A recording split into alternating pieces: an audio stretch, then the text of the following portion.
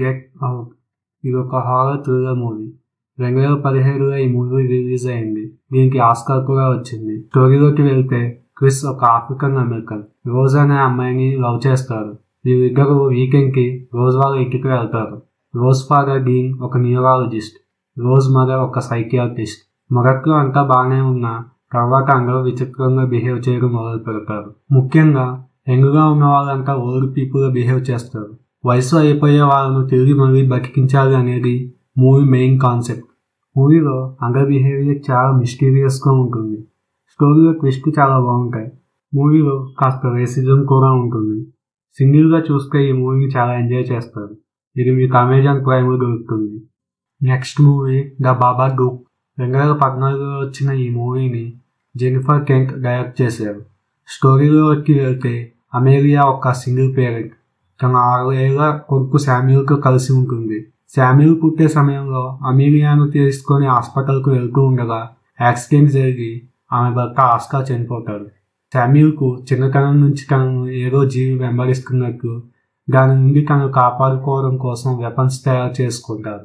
ఒకరోజు శామ్యూల్కు మిస్టర్ బాబాడూక్ అనే బుక్ దొరుకుతుంది. అది ఒక విచిత్రమైన జీవి. దాని ఉనికి గురించి తెలిసిన వాళ్ళందరినీ అది చంపుతుంది. అయితే ఆ బుక్ చదివాక అమేలియాకు పిచ్చి పిచ్చి కలలు వస్తాయి.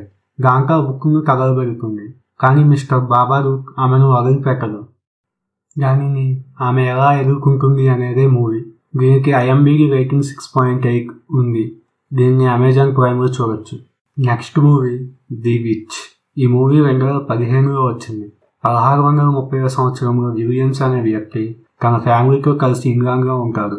అయితే తన చుట్టూ ఉన్న వాళ్ళు నిజమైన క్రిస్టియన్స్ కాదు అని చెప్పడంతో అక్కడ ఉన్న జనాలకు అది నచ్చక విలియమ్స్ ఫ్యామిలీని బయటకు పంపించేస్తారు. విలియమ్స్ ఫ్యామిలీలో అతని భార్య కేథరిన్, కూతురు థామసిన్, కొడుకు Caleb, twins Mary Jonas and చిన్న కొడుకు శామ్ ఉంటారు. స్టోరీ శామ్ మిస్ అవడంతో జరుగుతుంది.